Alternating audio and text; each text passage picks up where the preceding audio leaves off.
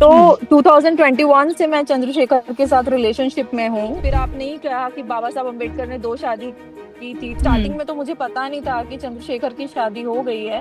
उन्होंने मुझे हम्म। बताया ही नहीं, बहुत बाद में पता चला जब हम बहुत डीप रिलेशनशिप में जा चुके थे, वो भी और मैं भी।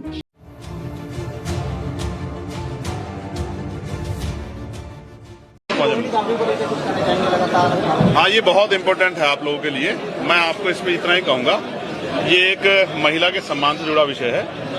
तो मैं, क्योंकि मेरे परिवार ने संस्कार दिए कि मैं इस पे महिला सम्मान के प्रति बड़ा सजग हूँ, तो मैं जो भी अपनी बात है, क्योंकि मुझे पता लगा कोर्ट जा रही है, मैं कोर्ट में कहूँ, क्योंकि ये महिला के सम्मान का विषय ना होता तो मैं इस पर। डॉक्टर रोहिणी घावरी द्वारा भीम आर्मी के प्रमुख और नगीना से सांसद चंद्रशेखर आजाद पर लगाए गए गंभीर आरोपों के बाद राजनीतिक और सामाजिक हलकों में भारी हलचल मच गई है।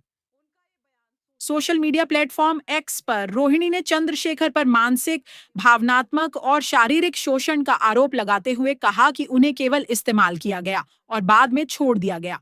उन्होंने कहा कि वे अब तक चुप थीं ताकि चुनाव में सांसद को नुकसान न हो, लेकिन अब वे कानूनी कार्रवाई करने जा रही हैं। उनका यह भी दावा है कि उनके पास सभी चैट्स, रिकॉर्डिंग्स और साक्ष्य हैं, जिन्हें वे कोर्ट में पेश करेंगी।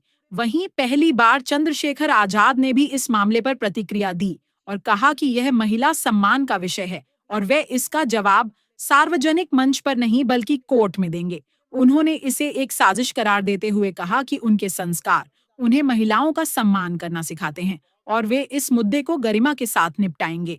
मामले की पृष्ठभूमि में जाएं तो डॉल रोहिणी घावरी एक दलित पीएचडी स्कॉलर हैं, जिन्होंने स्विट्जरलैंड में रहकर पढ़ाई की, सरकारी स्कॉलरशिप पाई और एक उच्च जीवन शैली छोड़ी ताकि वे दलित आंदोलन का हिस्सा बन सकें। 2021 से वे चंद्रशेखर के मिशन से जुड़ी रहीं और उन्हें संसद तक पहुंचाने के लिए कई स्तरों पर सहयोग किया। रोहिणी का दावा है कि उन्होंने अपने व्यक्तिगत जीवन, करियर और सामाजिक पहचान तक को दांव पर लगाया, लेकिन बदले में उन्हें धोखा और मानसिक उत्पीड़न मिला। उनका कहना है कि जब उन्होंने रिश्ते को एक नाम देने की बात की तो उन्हें एक तरफा छोड़ दिया गया। उन्हें बाद में यह भी पता चला कि चंद्रशेखर पहले से शादीशुदा हैं, जिसकी जानकारी उन्हें पहले नहीं दी गई थी।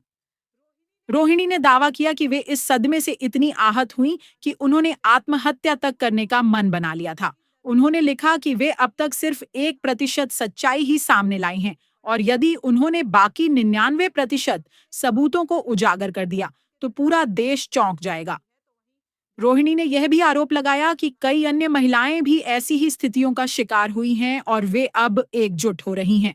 उन्होंने एक लड़की का भी जिक्र किया जो नाबालिग थी और सांसद द्वारा कथित रूप से अपने घर में नौकर की तरह रखी गई और फिर उसके भाई से उसकी शादी करा दी गई। हालांकि इन आरोपों की स्वतंत्र पुष्टि नहीं हो सकी है, लेकिन उन्होंने यह जरूर कहा कि वे सारे प्रमाण कोर्ट में प्रस्तुत करेंगी। इस पूरे मामले में चंद्रशेखर और उनके समर्थकों का कहना है कि यह एक साजिश है और उन्हें बदनाम करने का प्रयास किया जा रहा है।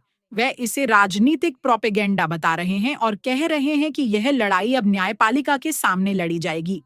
चंद्रशेखर आजाद लोकसभा चुनाव 2024 में उत्तर प्रदेश की नगीना सीट से जीतकर संसद पहुंचे हैं और बहुजन राजनीति के एक उभरते हुए नेता माने जाते हैं, लेकिन इस पूरे विवाद ने उनकी छवि और राजनीतिक भविष्य पर प्रश्न चिन्ह खड़ा कर दिया है।